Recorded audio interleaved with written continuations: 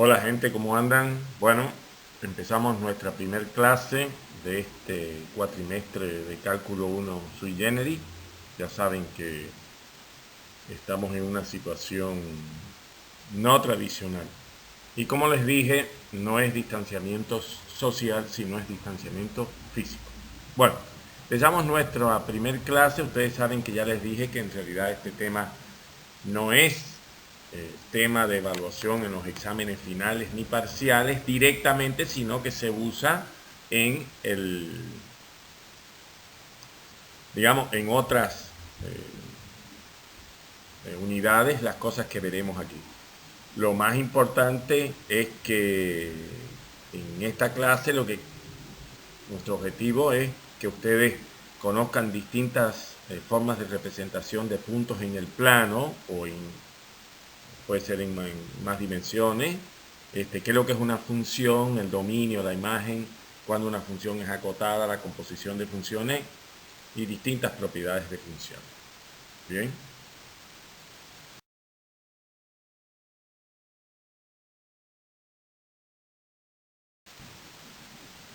Bueno, cuando a veces vamos por la calle y nos preguntan, ¿sabes cuál es esta dirección?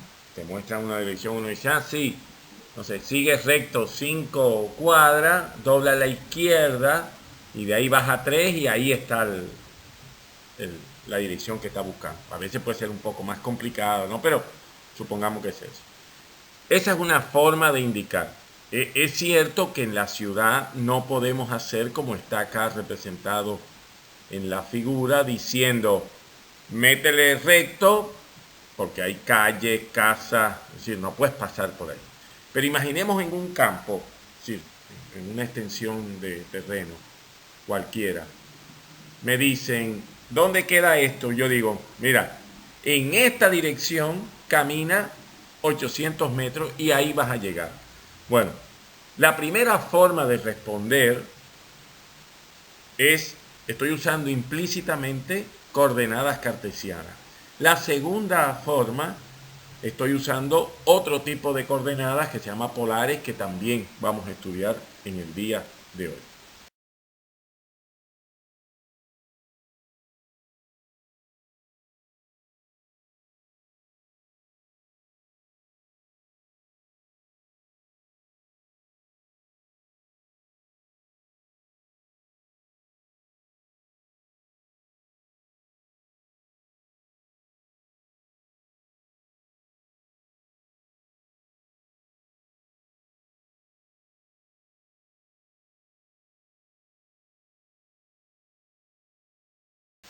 Bueno, la idea de las coordenadas cartesianas están asociadas con el matemático y filósofo francés Renato Descartes. Ustedes dirán, ¿y cómo tiene que ver con Descartes si su apellido es Descartes y las coordenadas no se llaman descartesianas, se llaman cartesianas? Les recuerdo que en la época que vivió Descartes el idioma, digamos, este, oficial o el principal idioma del mundo era el latín. Y Descartes, que era francés, en latín se escribe Cartesius. Por eso el nombre de coordenadas cartesianas que están asociadas a él. Y esta fue la idea que dio origen a las coordenadas cartesianas.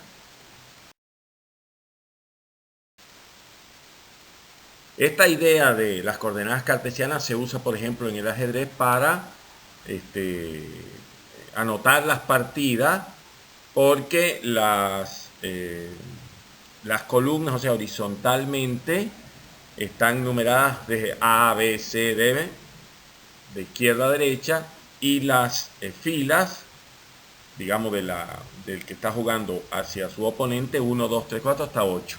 Entonces es muy fácil seguir un movimiento, por ejemplo, E2, E4, que normalmente es la salida de las blancas, significa que el peón que estaba en la posición E2 se movió a la posición E4, entonces usted fácilmente encuentra la jugada. Por cierto, algo que se me olvidó, esto que tenemos acá que está representado, Se llama, o se llamó, porque ya no existe, el turco. Hay una novela escrita alrededor de esto, que se llama La máquina de ajedrez.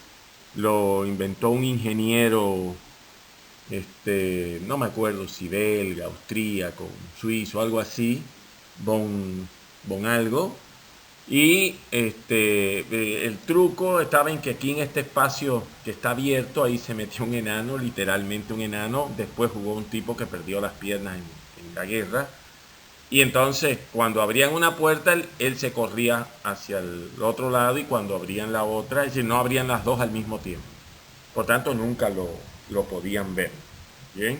Es decir, no era una máquina, sino en realidad era un truco. Las coordenadas cartesianas, que todos conocemos, bueno, tienen, perdón, las coordenadas geográficas que todos conocemos tienen su base en las coordenadas cartesianas.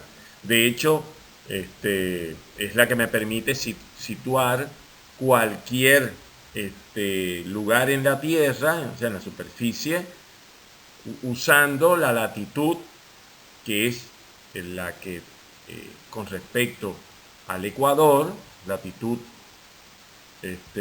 norte y sur, o longitud este, que es hacia la izquierda, u oeste con respecto al meridiano de Greenwich. Esos dos ejes son los que te permiten situar cualquier punto sobre la superficie de la Tierra. Creo que la primera vez que yo, este, digamos, leí sobre Argentina, lo leí en Los hijos del Capitán Grant, porque curiosamente este, la, los, los protagonistas están buscando a alguien y solo tienen un dato de coordenada geográfica, que es la latitud 37 grados 11 minutos sur, latitud sur. Y pasa precisamente por Argentina, bueno, por Chile, y lo que hacen los protagonistas es seguir ese paralelo buscando a un náufrago.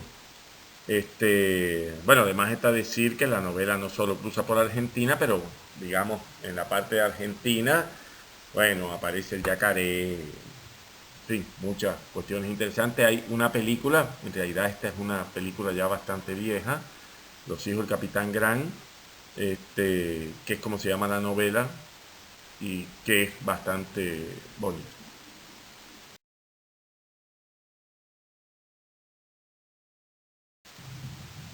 Bueno, y les decía que la otra forma de situar un punto es señalando una dirección y cuánto tiene que caminar en esa dirección. Matemáticamente, con la dirección lo que estoy dando es un ángulo con respecto a este radio inicial, acá paralelo, ¿verdad? Es el ángulo zeta que aparece aquí, y lo que tiene que caminar en esa dirección es el radio. Por tanto, en coordenadas polares también se necesitan dos coordenadas para situar un punto, exactamente igual que en las coordenadas cartesianas. Yo necesito una X que se llama abscisa y una Y que se llama ordenada. Bueno, acá yo necesito el radio y el ángulo para poder situar completamente un punto.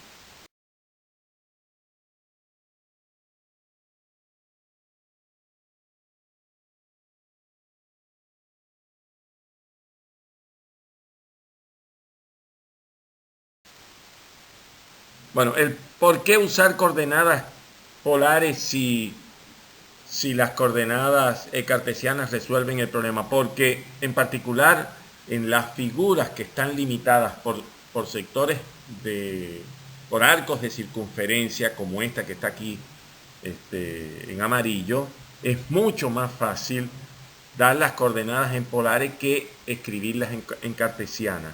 Basta con decir que el radio va desde 1 hasta 2 y que el ángulo va desde 0 hasta pi sobre 2.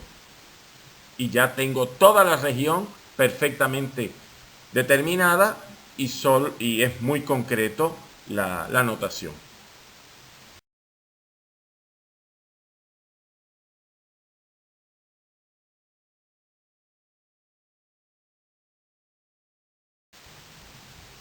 El único problema que tienen las coordenadas polares es que en realidad existen infinitas formas de representar el mismo punto, porque depende, voy a decirlo de una manera no muy bien matemáticamente, depende de las vueltas que yo dé con respecto a al ángulo cero inicial. Es decir, acá por ejemplo, si yo digo 2 y 30 grados, evidentemente es este punto, pero cada vez que yo dé una vuelta completa, que son 360 grados, y le sume los 30, ustedes se darán cuenta, cuando digo que doy la vuelta completa 360 grados, lo doy en sentido antihorario, es decir, positivo, hacia la izquierda siempre, ¿verdad? Bueno, entonces sería, por ejemplo, lo mismo decir 2,390 grados. Eso si yo pongo como ángulo inicial el 30 y la posición inicial acá precisamente sobre el ángulo, sobre la línea horizontal. Ahora, fíjense que esta línea discontinua que está acá me está representando el -2. Ahora, si yo, la posición original sería, que es la horizontal, tengo que hacer 180 grados, ¿verdad? Para llegar a la izquierda. Y después tengo que sumarle 30 más. Por eso da 210 grados. Pero como es la posición contraria, por eso le pongo -2. ¿Lo ven? Y entonces llego a el punto también 2,30. O puedo partir de -2 y sumarle en realidad menos 180, que entonces serían en sentido contrario, y llego también por supuesto a la posición inicial. En definitiva, todo eso está acá representado para todos los valores esos que se obtienen, que son infinitos, como les decía.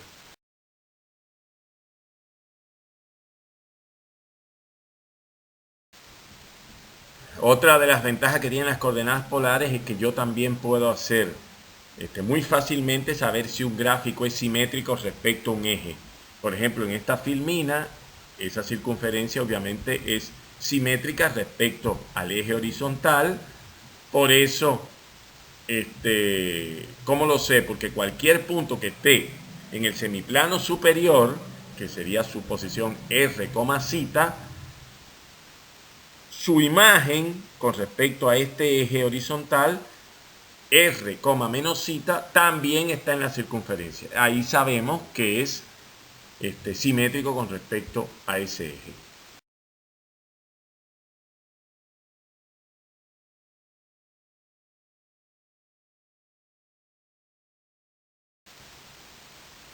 Análogamente, para la simetría vertical con respecto a un cierto eje, les recuerdo que ese eje forma un ángulo de 90 grados con la posición inicial, esta horizontal, ¿verdad?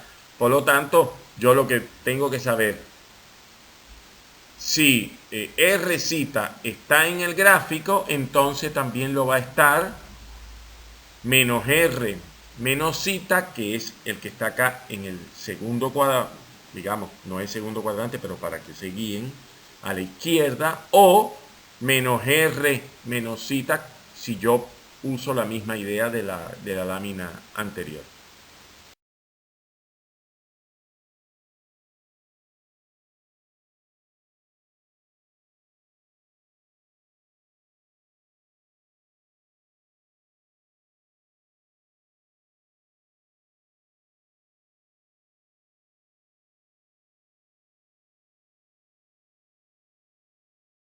La simetría es central, es decir, con respecto a donde se cruzan los dos ejes. Yo lo puedo, cómo se dice visualmente que es simétrica con respecto al origen de coordenadas? Si yo el gráfico lo giro 180 grados y cae en la posición, cae en la misma posición que está ahora. Bueno, con coordenadas polares es muy fácil. Si menos Rθ está, Si R' está, entonces está menos R' o, como quieran decir, R zeta más pi. Bien, que es la fórmula de reducción del tercer cuadrado.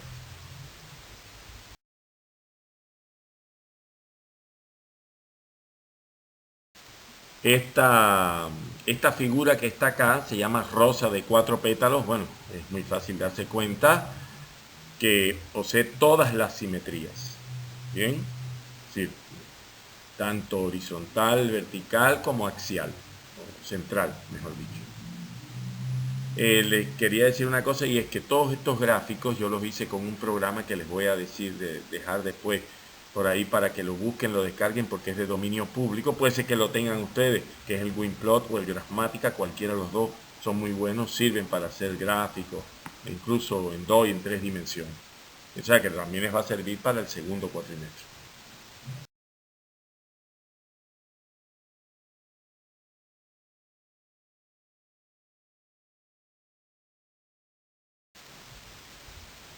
Bueno, acá tenemos la definición de función, y decimos que una relación es una función si para cada x existe un único valor de y. Si además para cada y existe un único valor de x, entonces se dice que es 1 a 1 o inyectiva. Bien.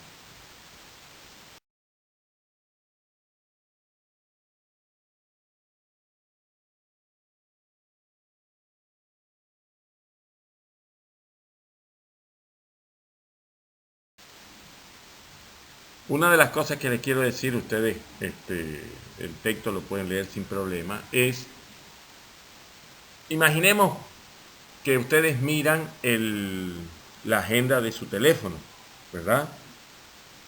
Si yo establezco un dominio, vamos a suponer, de nombres, ese es el dominio. O sea, el conjunto de los nombres es el dominio de una cierta función.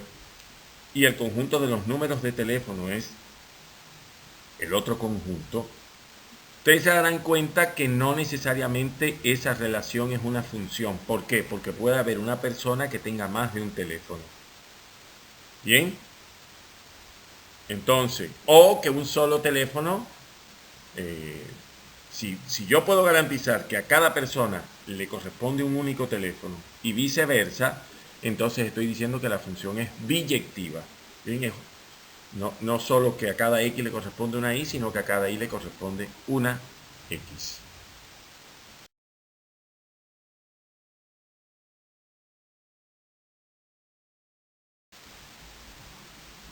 Bueno, una primera forma de construir o de generar una nueva función conociendo dos es mediante la composición de funciones. Y el resultado se le dice que es una función compuesta o una superposición o una composición. Bien, y aquí está explicado, obviamente, para que para que yo poder componer f con g tiene que cumplirse, porque fíjense que yo la imagen de f por f tiene que estar en el dominio de g. Por eso es que se dice acá la condición que para que la composición sea válida, la imagen de f tiene que estar en el dominio de g, para yo poder obtener la composición, porque si no puede pasar que no lo sea. Es decir, que no sea posible componer esas funciones.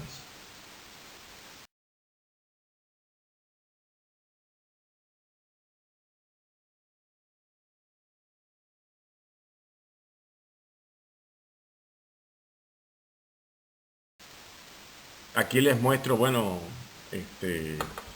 otra de las cuestiones, otra de las formas de generar una nueva función a partir de una dada, que es buscando su inversa.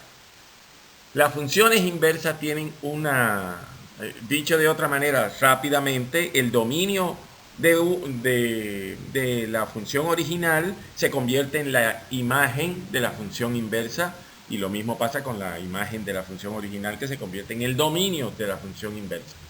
Con lo cual hay una propiedad geométrica muy sencilla y muy importante, y es que los gráficos de una función y su inversa son simétricos respecto a la recta y igual a x.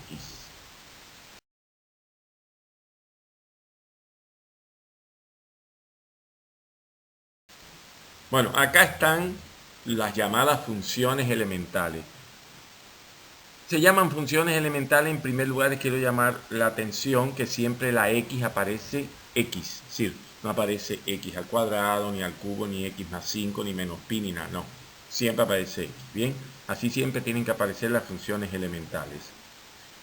Hay otras, veremos después que hay otras funciones que no son elementales, pero que son bastante importantes.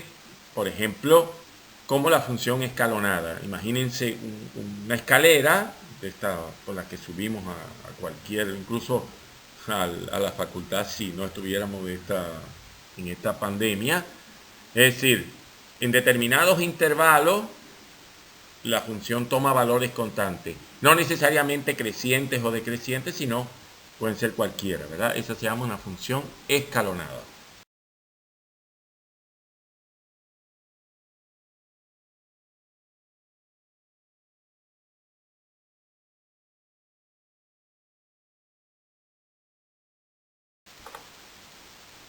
En esta y varias filminas siguientes están las propiedades fundamentales de las funciones elementales, así que por favor les pido que las miren, las recuerden, porque en realidad deben haberlas estudiado en la enseñanza media en algún momento.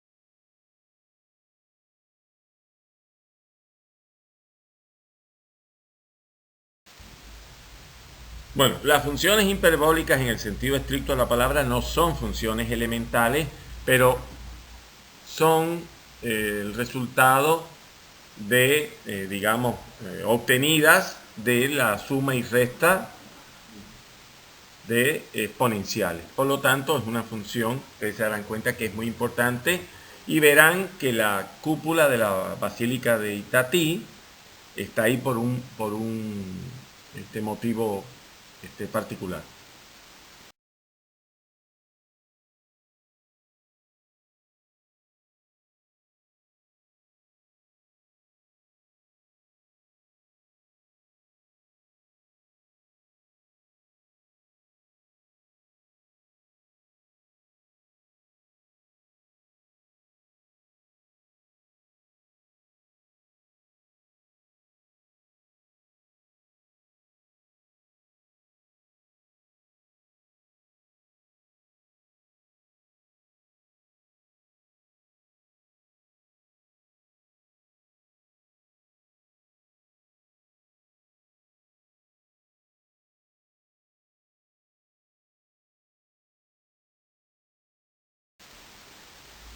Bueno, a continuación veremos algunas propiedades y relaciones notables de, digamos, son equivalentes a las que conocemos para el seno y el coseno circular, ¿verdad?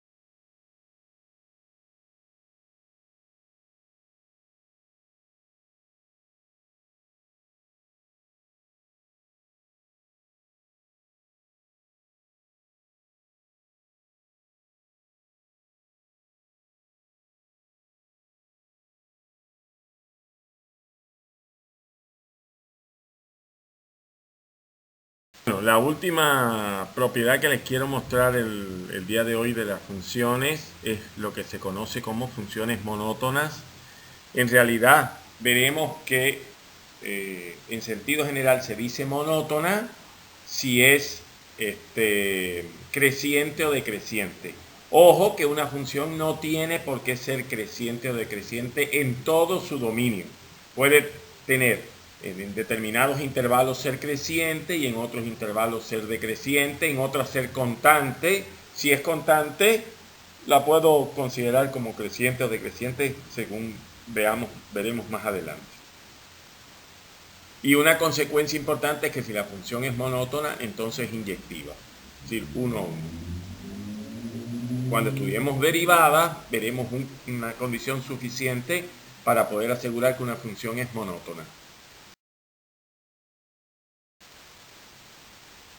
La última propiedad que quería comentarles hoy es el acotamiento de una función. Primero, veamos qué significa que esté acotada superiormente. Bueno, está acotada superiormente si existe una cierta constante que es mayor que todas las imágenes.